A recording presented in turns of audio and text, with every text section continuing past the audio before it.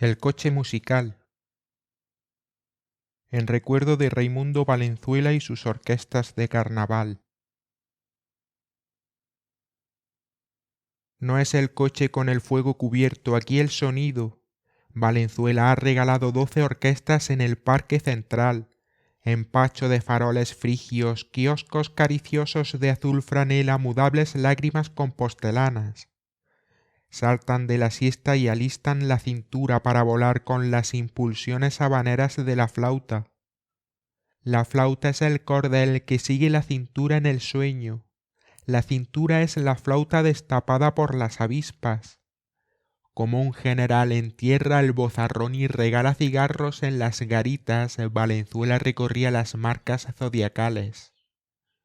Cada astro enseñaba su orquesta en una mesa de casino, Valenzuela las poblaba de azúcar. Azúcar con sangre minuciosa, toronja con canela combada, azúcar lapislázuli.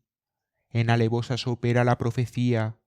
Con su costillar juvenil su levita no necesitaba del tafetán, no avisaba saltando desde su coche, haraganeaba en comandos de música.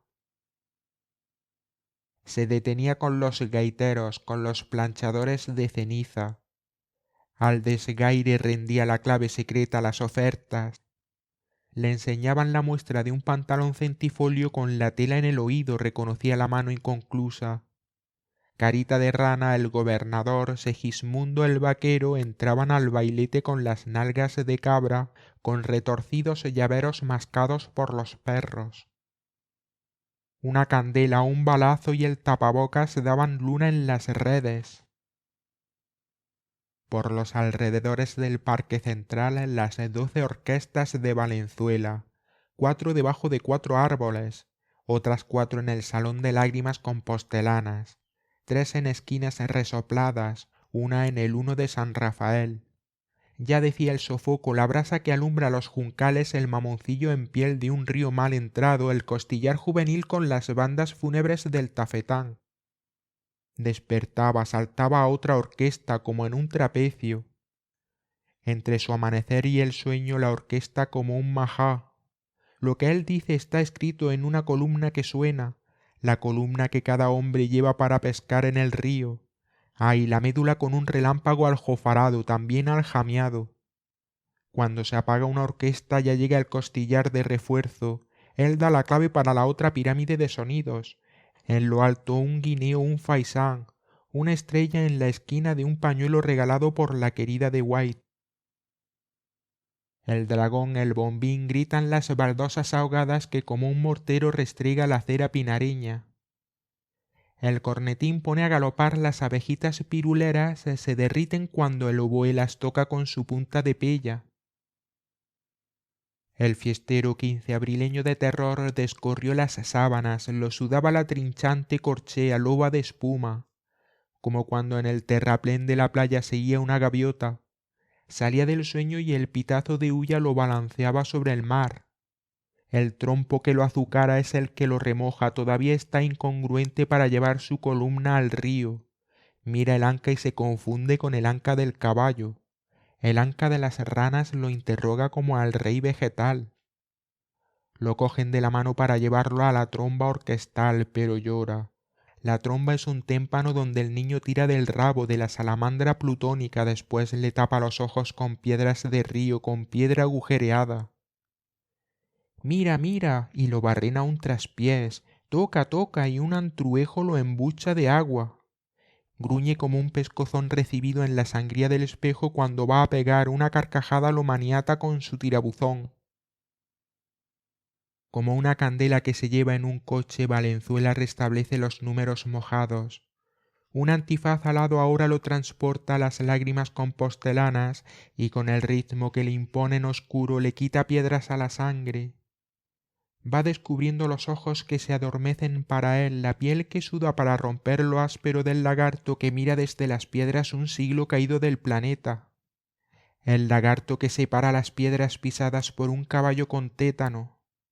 El coche con la candela avivó el almohadón marmóreo, después la mano que lo llevó del remolino a la nube. Salió del sueño al remolino, del remolino al río donde la nutria del rey lavó los pañales egipcios. Los números mojados no es alusión al impar pitagórico, sino que corrieron a un portal al llegar la mojadita. Cuando pisoteó el antifaz era el final del río, sangraba desnuda en un caballo de circo.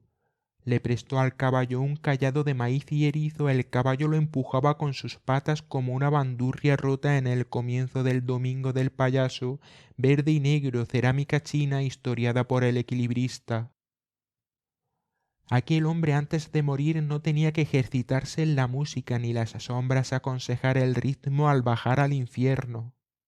El germen traía ya las medidas de la brisa y las sombras huían, el número era relatado por la luz. La madrugada brillantaba el tafetán de la levita de Valenzuela.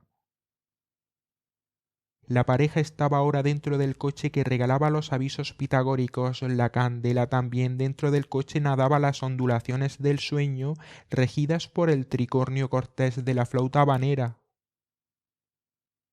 La pareja reinaba en lo sobrenatural naturalizante, habían surgido del sueño y permanecían en la ópril del reconocimiento.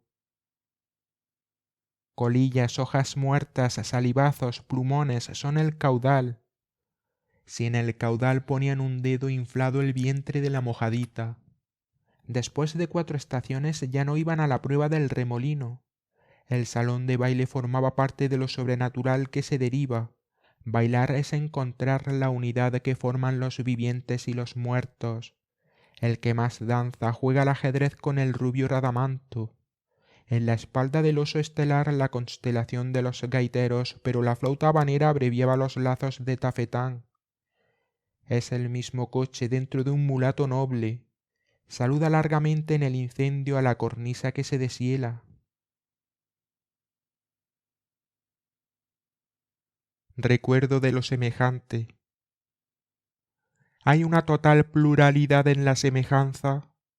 La diversidad multiplica con los 7 martillos terminando por ladear la lámina regada por la luna con el tegumento de lo indistinto. Creer que la pluralidad se opone a la semejanza es olvidar que todas las narices forman el olifante que convoca a los rinocerontes para la risotada crepuscular, la que traslada como Sísifo por largos corredores y el escarabajo por las hipóstilas. La semejanza no coincidirá con lo homogéneo.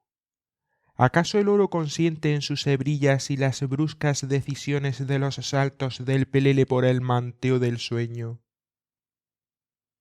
Lo semejante añora su emparejamiento, reaparecer en el tizne del sucio nadado y que ese tizne despierte las participaciones del germen, la antiestrofa golpeante de la primera luna del soplo. ¿Cómo lo semejante puede crear la copia?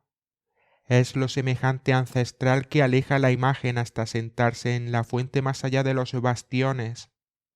Si la copia destruía la circunstancia de lo semejante y los alrededores se alejaban de las contracciones del ablandado mármol central, ¿podrá reaparecer lo semejante primigenio? La indistinción caminadora de las entrañas terrenales.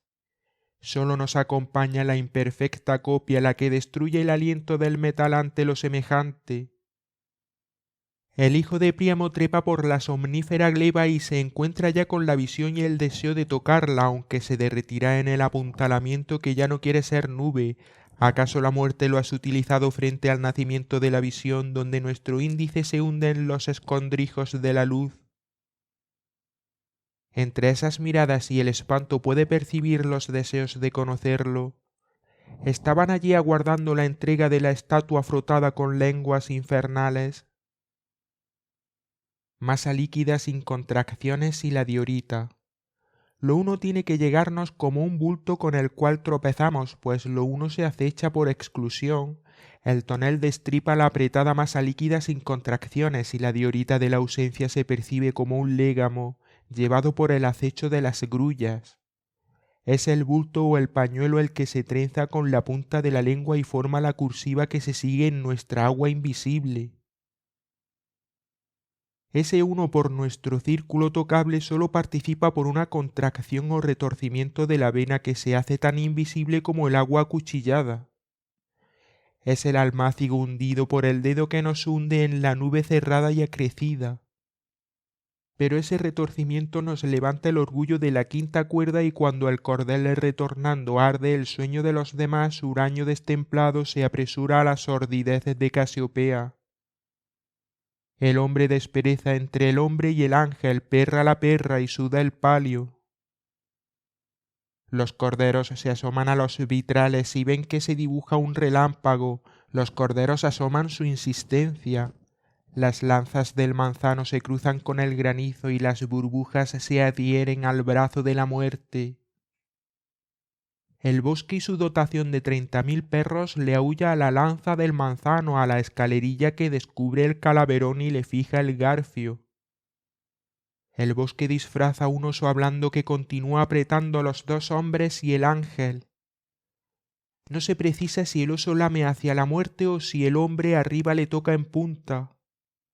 Los 30.000 osos por el bosque reclaman al que se quedó hablando en su disfraz hacia la muerte. El lebrel de las rebuscas de la nieve quiere penetrar en la coraza del oso en pacho. Es lo que el ángel ha situado entre los dos hombres que se aduermen, no despertarse finalizando el combate del oso hablando con las víboras, deslizándose por el altivo cuello de oro, decapitando. Después del sueño empiedra el río espeso. Pues si después del sueño salta mojado el ladeado gorro, el abejorro de las lámparas le pega.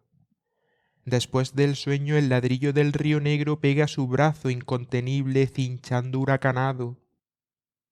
El número carnavalea sinuoso hacia la unidad, pero ya la unidad no puede asirse o deslizarse con el número. La unidad saborea la trinidad de la planicie bizantina, pero el número que le toca, ¿dónde disfrazó su corporeidad? Si el número no se dirige a la unidad, se pierde en la indistinción, pues su crecimiento se verifica en la semejanza, blanco conejo por la nieve sin el lunar que lo recobra de la nieve. Solo salvable aquel lunar de contraseña, pues a veces el número y la unidad, la semejanza y el lunar se cierran en carnoso portalón. Lo otro está entre el número y la unidad, ya que las cosidas espaldas del número no se consideran la unidad, ni la unidad puede formarse de aquel río sin otorgarle el brusco tajo que regala la cáscara de las mejillas. El perfumista nos rodea y nos deshace los encajes, con un bastoncillo nos persigue las entretelas y las venas de anacrónico marfil y de novedoso azafrán. El pastorcillo golpea minuciosamente las patas del ibis y lo desriza sin apenas despertarlo. Es el preludio de la revisión de mis cabellos, mientras el remedo del armador de Bombay afina la lenta sangre del bambú. Compruebo la desazón de las monedas, faltan 3 centavos para los 3 últimos cabellos y mi testa moverá una incomprensible pesadez y rebotará 3 veces arenosa contra el hueco bambú de tímpanos dispuestos. Entre el perfumista y el barbero está la fuga que subraya las hebrillas del ombligo. Recorro los corredores de oficinas y de cielos, los acerados tirantes se ahuecan guiñando la luz albaricoque con un pastel de Aldebarán. La escalera parnasiana conlleva la anchura de una cocinera ladeada con asordinados cristales de presas iniciales. Estoy en un peldaño con cabina para 6 fugados y los estirados brazos del armador de Bombay me trasladan anchamente por el retratado peldaño. Salto en los entreactos de la fuga a la escalera menor donde ya desciendo sin temor de que los 5 faltantes de la cabina lleguen para pegarme con su coco frío en la punta de mi lengua que iza su hexágono de sal o su taburete aljofarado.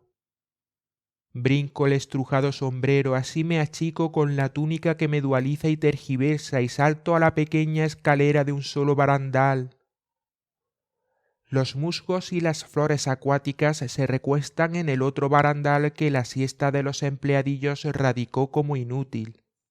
La puerta se ha cruzado con las algas y el moco de la golondrina polar, pero sus goznes muerden por el salobre. Los clavos de cola de puerta de diácono de alquiler ablandados como pulpa de siesta que no se alcanza atraviesan el sombrero de la guardiana de negros espejuelos de madera. La contemplada puerta es ahora una cadera recostada en la cesta con los vidrios rotos del espejo. Hay un placer que no se sumerge recorriendo la extensión del amor. Cuando del hombro brotó el árbol y el placer no se hacían indistintos, pues sólo un crecimiento dentro de la somnolencia crecía y del árbol iba descendiendo otro ser innominado y de piel lejanamente tensa, sin que el homogéneo arbóreo descendido mostrase una cicatriz en el hombro, el ópalos, el ombligo del mundo como un ojo removido. Pues ningún placer minoico anterior a las mezclas de la dama de las serpientes y el príncipe de las flores iguala el placer del pulpo fijado por el fuego en la tierra cocida y lanzado sobre la curva, y allí los lestrigones que luchan con el pulpo caído sobre la curva de una jarra con la desaparición en el espeso oscuro donde desanilla en el sueño. La curvatura de su caída en el vaso cinerario parece resguardarse en dos muertes indistintas, pues el término habitado por una forma es el término, y allí los lestrigones que luchan con el pulpo rompen también las jarras. Todo lo que no es demonio es monstruoso. La sutileza del demonio es tan alada como el ángel transparente, si el demonio es el que escoge en el momento de escoger, hasta que el águila se hace bicéfala y el lince engorda no se hacen audibles y cobran sus leyes naturales, pues todo lo que no es nosotros tiene que hacerse hiperbólico para llegar hasta nosotros y penetrar lo ecuatorial por la delgadeza, provocando la preñez harinosa. El que quisiera retornar y tiene que alimentarse con los frutos del infierno, Eurídice puede desear a Plutón y Proserpina con Orfeo, pues allí el conocimiento sólo actúa sobre la piel levantada del sapo a ras del légamo primigenio. Los alimentos del infierno hacen del hombre el pulpo que rodea la curvatura de la jarra, no llegan nunca a la boca, donde el molusco pierde su relieve y se deshace en la primera dureza húmeda de la distancia. El ómpalos huye de nosotros y nos deja el sabor de comenzar por un retroceso la concurrencia de los coperos regidos por la primera noche de un maestresala extranjero. Lo enigmático es también carnal y la carne de la esfinge es el aislamiento de la noche que chilla en los indecisos secos de lo híbrido donde la indistinción alzó un velo y el placer prefirió acogerse a su desfigurado rostro. No es ya la insinuación dejada sobre las hojas, sino el deseo de cumplimentar en el espíritu del bosque la carencia de un fragmento. Los posesos, después que el placer tapó con centinelas cada una de sus grietas por un alimento hiperbólico, pues habitan una casa dejada por un desconocido a un viajero hipnotizador. Los posesos, después que el placer tapó con centinelas cada una de sus grietas por un alimento hiperbólico, pues habitan una casa dejada por un desconocido a un viajero hipnotizador.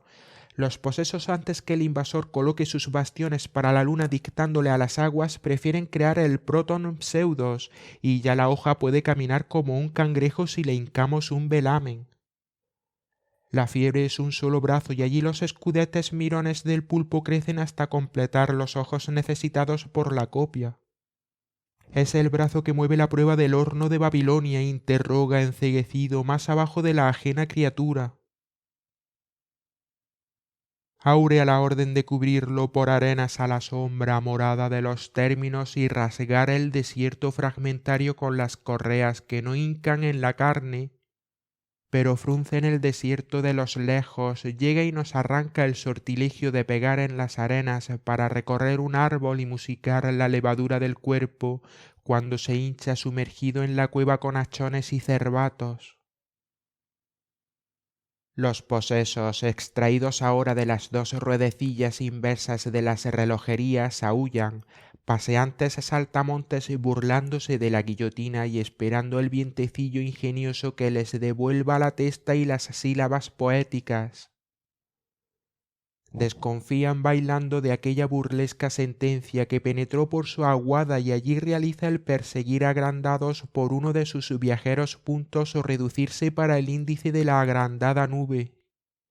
El poseso destapa frente a la sentencia, destapa para poner a correr entrañable el aliento de Satán.